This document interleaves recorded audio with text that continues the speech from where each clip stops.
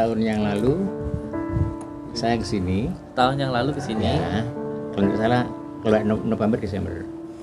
Terus di apa ya di rupiah ya. Ya gitulah. Ada yang keluar seperti benda tipis gitu apa ya. Nah, setelah itu jarak beberapa bulan 2-3 bulan insya Allah saya hamil. Tua, sekarang sudah hamil 8 bulan lebih.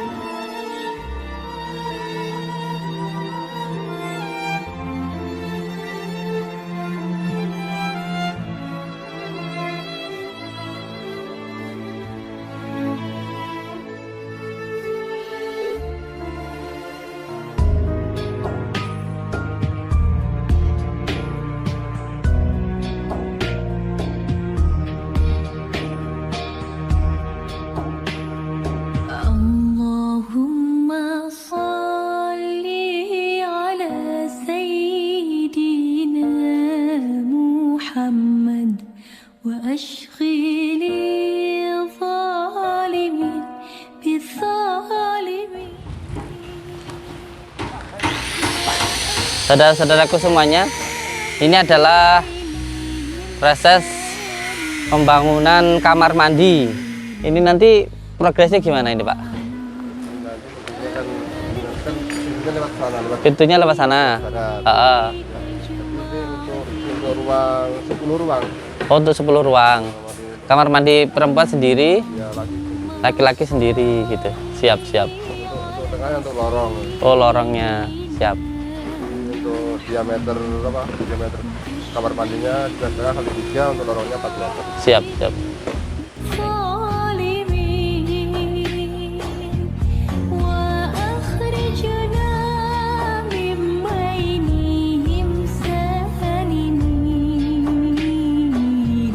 Ini proses pembangunan ini alhamdulillah sudah sampai pada pengecoran lantai 1 dan subhanallah memang sampai saat ini dananya kita sudah menghabiskan dana sekitar 15 M dan alhamdulillah ini di setiap minggunya kita mengeluarkan dana 250 juta ini setiap minggunya. Alhamdulillah ketika kita berbuat baik alhamdulillah ada saja jalan untuk proses pembangunan padepokan ini.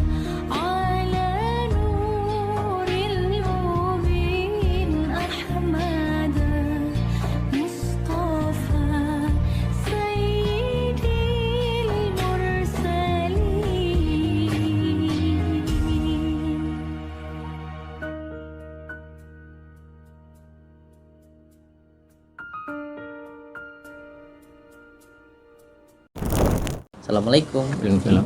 Inci. Saking pundi, Bapak? Ketemu di Paring asma Pak Hartoyo.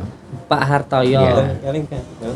Setahun yang lalu saya ke sini. Tahun yang lalu ke sini. Ya, kalau nggak salah kalau November Desember.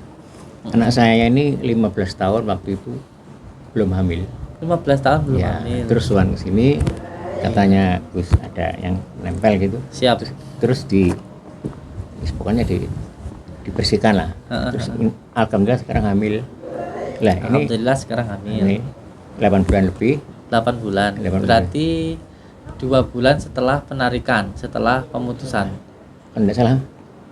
Iya. Iya. Pas ya. Kalau 1 tahun, 1 tahun dulu yang ya. Iya. 1 tahun terus setelah itu jenengan ke sini terus penarikan berarti 2 bulan setelah penarikan, setelah pemutusan Ya, itu, penahanan kemungkinan. khusus itu ya. Ya. Terus sekarang gini Gus. Ini udah hamil 8 bulan lebih. Namanya kukul itu kan mendil kecil ya. Di kukur itu kan ya ada darahnya kecil ya. Itu mau hancur gitu. Terus ke apa itu? UGD. Terus minggu malam itu ini lambenya mulutnya kan agak pecah terus agak kering terus kena gigi betul. Darahnya keluar. Saya sampai astagfirullah. Saya harus soal Gusti lagi. Kan anak saya di Sidoarjo saya endangi kemana. Kemarin saya datang lari. Ini anak saya perutnya besar. Ini lambenya sekarang di apa itu? Dijahit, ditempel sama medis sama dokter. Ini mohon apakah ada gangguan gaib atau sakit medis biasa? Kok enggak normal darahnya itu loh. Kecuil gitu kan langsung saya sampai kaget. Ya. Neneng Hernawati. Enggak, saya tanya dulu ke jenengan. Yang jenengan tanyakan maksudnya ada gangguan gaib itu gimana? Ya gimana ya, ndak wajar namanya kukul itu kan ya, tik itu kan ya ada darahnya. Lah ini mau hancur. Bukan gini. Kalau sampean tanyakan gangguan gaibnya karena sihir, saya jawab enggak ada. Oh iya. Alhamdulillah. Kalau gangguan gaibnya karena ketempelan ada. Lah ya itu loh. Jadi yang mana yang ditanyakan? Terserah. Maaf kalau Gusti dulu dulu Gusti, oh ini ada yang nempel, saya ingat. Ya sudah hilang. Nah, ini saya ingat itu saya langsung ambil lagi. Ini fotonya hamil ke sini. Maksud saya itu saya tidak paham kok ibarat tempel, sementing saya suami sini. Iya. Mohon. Karena salah kadang-kadang seorang tuh nggak tahu kalau dia dikatakan wah ada gangguan gaibnya itu wah saya kena santet, Lah itu. saya kena sihir, kan jadi tambah penyakit lagi pak. Iya, iya, iya. Padahal datang ke sini kan tujuannya pengen menghilangkan penyakitnya, Iya iya. tapi ketika dikasih tahu malah nambah penyakit lagi, mikir. Iya, Makanya iya. saya nggak pernah bilang sampean itu kena santet apa, sampean ini penting didoakan itu wis Iya, iya. selesai gitu. Iya. Karena tugas saya itu mendoakan, Iya iya. bukan memberitahu. Makanya kalau tanya-tanya ini ada gangguan gaibnya, saya tanya dulu. Nanti saya jawab ada gangguan gaibnya langsung wah ini kena santet kan jadi masalah lagi. Malah mikir karena Iya. sebenarnya sejatinya wong duwe ilmu eros seorang yang winarah itu dia tidak akan memberitahukan apa yang dia ketahui. Jadi Iya, iya. ketika ada orang disantet nggak ngomong oh kamu disantet, kamu besok mati, nggak kayak gitu. Kalau ada orang yang bicara seperti itu bisa dipastikan bohong, umuk, tuh, banyak omong Iya. umuk. Kalau memang sakit ya yang penting didoakan Iya. gitu. Nah ini gini Pak, saya jelaskan ke jenengan. Iya iya. Mungkin jenengan dulu sudah saya jelaskan tapi lupa Iya. bahwa sebenarnya penyakit non medis itu ada 3. Yang pertama itu karena ain, yang kedua itu karena ketempelan, dan yang ketiga itu karena sihir. Nah yang pertama ain itu pujian yang tidak menyertakan asma Allah. Jadi jangan senang muji, jangan senang dipuji. Bahkan kita punya anak jangan senang dipuji, karena pujian yang tidak menyertakan asma Allah ini bisa menyebabkan penyakit ain. Yang kedua penyakit gaib karena ketempelan. Nah ini ketempelan. Ketempelan Gusti. Lah menempel ini bisa karena 3 hal. Yang pertama bisa karena maksiat, yang kedua bisa karena nasab, dan yang ketiga bisa karena tempat. Kalau yang karena nasab itu suatu penyakit menurun karena keturunan Pak. Dados semamane wong tuane dia penyakit gula darah, ini gampang menurun ke anak. Contoh mbae buyute pernah gendeng semen gila, majnun. Itu pun biasanya anak turunnya juga ada yang gila. Atau mungkin orang tuanya punya ilmu, punya pusaka, atau bahkan punya pesugihan. Nanti itu juga bisa menurun ke anak. Nah, jadi ini penyakit yang karena ketempelan karena nasab itu. Yang karena nasab. Nasab itu keturunan. Yang karena keturunan. Tapi juga ada seseorang itu ketempelan itu karena tempat. Tempatnya semuanya bekas pembunuhan, atau tempatnya dulu itu pernah ada yang dimakamkan sebenarnya ketrekan itu loh Bu, Pak. Orang bayi lahir. Atau juga karena rumahnya tusuk sate atau pernah buat gantung diri. Ini nanti bisa menempel ke yang punya rumah. Contoh rumah saya yang saya tempati ini. Dulu ditempati sama orang-orang sini ya, dinasihati kalau bisa jangan. Kenapa? Yang menempati tempat ini kebanyakan meninggal. Tapi dengan izin Allah ya saya ikuti aja adat istiadat Jawa. Karena ketika masuk katanya nggak boleh dari sini, saya muter dulu sambil baca sholawat. Jadi saya dari rumah itu muter dulu Pak 7 kali, baru saya ke sini karena nggak boleh pindah gitu. Semuanya ada jalan-jalannya sebenarnya. Nah itu yang karena tempat. Ada juga yang karena maksiat. Karena maksiat itu karena kesalahan sendiri. Makanya perempuan itu kalau cebok harus benar. Laki-laki jangan suka jajan. Kalau jajan nanti gampang kena penyakit. Kan paham gitu ya. Nah seperti itu. Nah ini dulu penyakit anak jenengan itu terjadi sebuah penyakit yang susah punya keturunan itu karena ketempelan. Sesuatu hal menempel. Nah ketika saya hilangkan yang menempel di dalam diri beliau ini bisa hamil. Tapi masalahnya yang menempel di bagian tubuh yang lain karena ketempelan tadi itu balik, ada yang balik. Kenapa? Karena beliau sendiri ini kurang begitu membersihkan Pak. Jadi kalau saya bersihkan harusnya beliau juga membersihkan itu supaya nggak nempel lagi di badan. Oke. Nah takutnya ini nanti mempengaruhi di dalam kandungan. Karena apa? Karena aliran darahnya atau pembuluh darahnya itu sangat kuat sekali Pak di situ. Karena jin itu mengalir melalui dengan aliran darah. Jin itu mengalir di aliran darah. Nah ini yang paling parah itu menempelnya di punggung sama di muka. Di bibir kuat lah, sama kaget. Terus tangannya ini Gus, kan gering-geringan gitu ya. Ke dokter enggak apa-apa gitu. Saya langsung balik sih. Iya. Rumah saya ke tetangga. Geringingan sendiri atau kram sendiri itu adalah salah satu tanda ada yang nggak beres di dalam diri kita. Jangan disepelekan. Nah ini nanti Pak G, saya minta ketika saya bersihkan, ketika saya tangani khusus nanti didoakan, saya minta juga beliau membantu saya. Ketika saya bantu, saya juga minta beliau untuk membantu saya. Bagaimana caranya? Saya minta beliau nanti yang pertama jangan mudah marah. Yang kedua, jangan mudah sedih. Bahasa Arabnya jangan al-ghotob. Al-ghotob dengan marah. Yang kedua, jangan yuwaswisu fi sudurina siminal jinnati wanas. Jangan was-was. Dan yang ketiga, jangan sedih. Ini jalan masuknya. Jalan masuknya itu ini. Supaya nggak gampang ketempelan seperti itu. Karena di tempat sendiri ini ada masalah. Di tempatnya sendiri yang ditempati ini. Ini di rumahnya sih. Soalnya saya itu kira-kira 3 minggu yang lalu ada orang lewat persis sisa loh. Emang lo enggak persis sisa loh.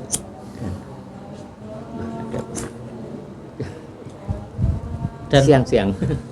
Dan sebenarnya semua tempat itu tempat kita Pak. Nggak ada tempat yang nggak bisa ditempati. Semua tanah rumah itu adalah untuk kita. Kita ini adalah khalifah fi ardi. Jadi nggak ada yang tempat yang nggak bisa ditempati. Yang penting diri kita ini benar-benar jadi manusia yang sejati. Caranya bagaimana? Ya di dalam diri kita ini kan banyak rongga-rongga yang bisa ditempati bangsa jin Pak. Itu harus diisi. Makanya diri kita jangan hanya diisi makanan, tetapi juga harus diisi zikirullah. Kalau makanan dohir itu nasi dan sayur, kalau makanan batin itu zikirullah, mengingat Allah itu. Kayak gelas nih loh Pak. Gelas ini kan kalau kosong dia gampang kemasukan angin. Tapi kalau dia penuh angin nggak bisa masuk. Gitu. Ya, saya minta beliau ini, apalagi masa kehamilan seperti ini. Ya nanti kalau ada waktu luang, beliau datang ke sini, nanti Pak Insya Allah kita bantu. Jadi kalau sudah, karena ini perutnya besar nggak bisa kemana-mana, yang penting kita doakan nanti dari sini. Panjenengan kademangannya pun di? Ini kalian lapangan Lermorfi. Depan sinar saya, tugas sinar saya. Oh berarti cuma 1, 2, 3, sekitar 7 rumah dari sini ya? Oh enggak, no. 1,5 kilo lebih. Nah iya, sekitar ini kan depan 1, 2, 3, 4 sungai toh. Tuh 2, 3, 4, 5 depan Sinar Jaya itu toh. Depannya lampu merah sini toh. Tetangga kita ini Pak. Sudah 1 tahun yang lalu dari sini ya Pak. Iya. Asmine Pak Sinten? Pak Hartoyo. Pak Hartoyo. Iya, anaknya di Surabaya. Anaknya di Surabaya. Iya. Namanya siapa anaknya ini? Neneng Hernawati. Neneng Hernawati. Hernawati. Ini anak pertama. Siap. Anak kedua Putri punya anak. Ketiga punya anak. Lah ini belum saya suan ke sini. Dulu nikah sudah berapa tahun belum punya anak? 2006. Terus 2021 baru hamil. Berarti ya sekitar 15 tahun. Lah ya itu. Belum punya anak. Nunggunya lama loh ya. Iya, emang terus sudah sasuan ke sini kan ketempelan. Terus selesai hamil loh. Ini kok kasusnya kok ngene masuk kecoketan lho. Pelenduk ya. Saya sampai terkejut astagfirullahaladzim. Terus pokoknya enggak wajar lah kalian. Gede-gede. Ini dulu ke sini nggak hamil, sudah nikah 15 tahun belum hamil. Ya. Terus ke sini ya ini 2 bulan hamil. Kok sekarang ganti sakit ini ya waktu itu hamil. Enggak wajar, saya enggak beda. Terus tak suan Gustin. Seperti kukul di cuil lho, mancur dah. Darahnya keluar padahal iya, cuman ada. Pokoknya enggak wajar dah. Yang mana bukannya saya ya tetangga paling enggak wajar ya. Saya enggak enak ya. Wis tak. Mulai ndemang. Wong tua kan kerosokan toh, Pak. Iya, iya. Di hati kan berasa kalau ada yang enggak beres itu ya. Dan keluarnya itu, aduh, saya pas sholat mengatakan, wah, ini teriak minta tolong. Ya, kenapa? Astagfirullah. Ini kan, darahnya tuh seperti apa ya? Muncrat gitu loh. Pokoknya muncrat itu. Iya, pokoknya enggak wajar. Wudhu belum rasa gitu. Terus bawa ke dokter. Pokoknya tidak wajar, wah tidak wajar. Kecokot nih biasanya, loh kenapa sih kok? Udah arteri sama dijahit benang 2. Aduh saya bilang gitu. Iya. Karena gini Pak, sebenarnya hampir 99, hampir 100%, tapi tidak semua, hampir 99% orang yang tidak punya keturunan, orang yang belum punya keturunan itu karena ketempelan, hampir 99%. Iya, iya Gus. Karena apa? Sebenarnya setiap orang itu punya rezeki sebenarnya, termasuk anak rezeki. Setiap Iya. orang itu. Iya. Hanya saja rezeki itu biasanya tertutup hanya karena 3 hal itu tadi. Yang pertama karena maksiat, kurangnya taat, tempat dan juga nasab tadi. Hanya itu saja. Iya. Makanya ketika kita melakukan sesuatu hal yang buruk itu nanti akan merugikan diri kita sendiri. Karena sesuatu yang baik akan mendatangkan kebaikan, yang buruk Iya. tentu akan mendatangkan keburukan itu tadi. Hampir 99% orang yang susah punya keturunan itu karena ketempelan. Tempelan. Biasanya ya karena itu tadi, maksiat tadi itu. Maksiat itu ada 2 hal, yang disengaja maupun yang tidak disengaja, yang tidak diketahui. Contoh, ceboknya tidak benar, toharohnya nggak benar itu. Makanya perempuan itu harus belajar Iya. usul fikih, yang penting sekali. Kalau cebok itu nggak boleh hanya diusapkan, tapi harus benar dimasukkan. Iya, iya. Yang kedua dari depan ke belakang, jangan dari belakang ke depan.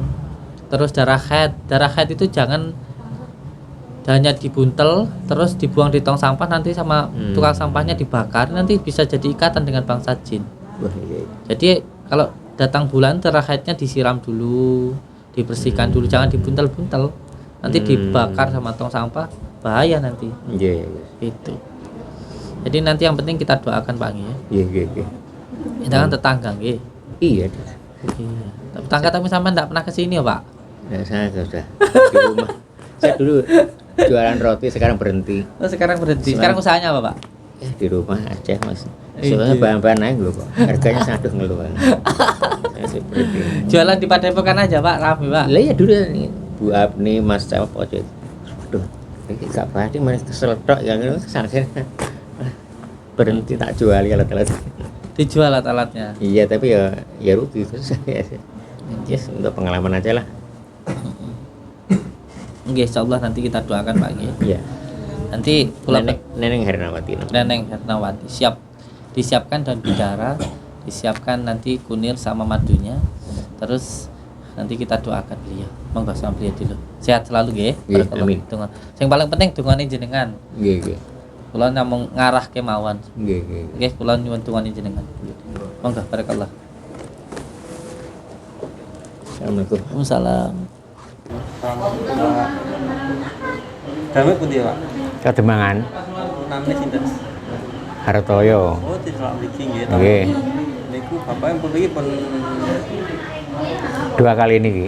den pripun Pak? Setahun yang lalu Nggih. kula ngriki nggih. Anu nyuwun bantuane Gustin. Nah, anak kula niku waktu niku umur 38 menikahnya tahun 2006. Nggih.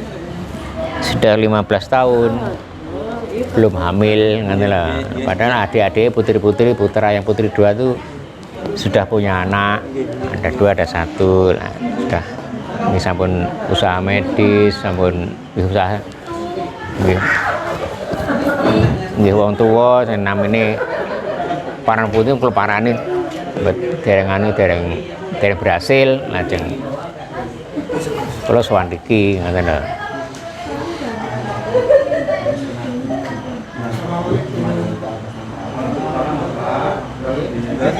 Sing sowan iki kula baca foto putra anak kula kali suaminya.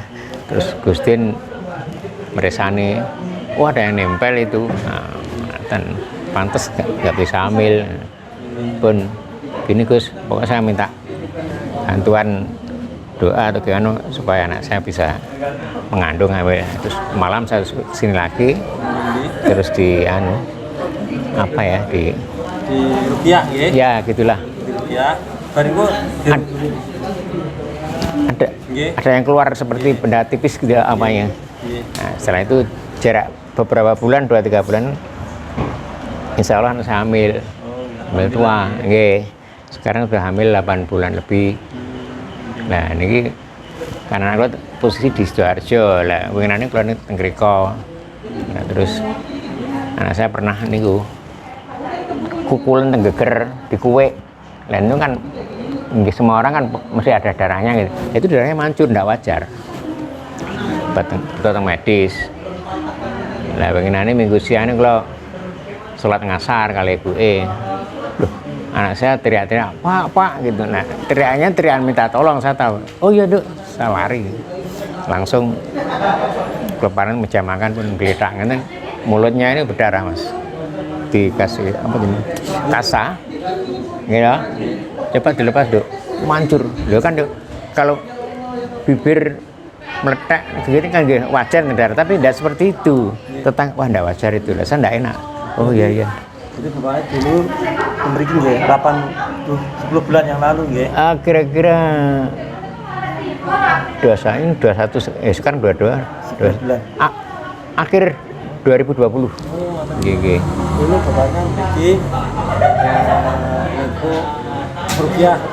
Negane pengen punya Ya, momongan ya. nggih. Kula minta fotonya anak kula. Alhamdulillah. Alhamdulillah. Punya momongan ya. Hamil tua. Alhamdulillah. Insya Allah tanggal 7 ini bersama dokter kandungan penentuan lahirnya kapan itu. Iya, di sesar nantinya. Oke. Jadi dulunya itu nggak bisa hamil, bikin punya dengan konsultasi sama Gustin, minta rupiah, ya. sampun hamil gitu. Iya, sudah hamil. Terima kasih Pak. Alhamdulillah.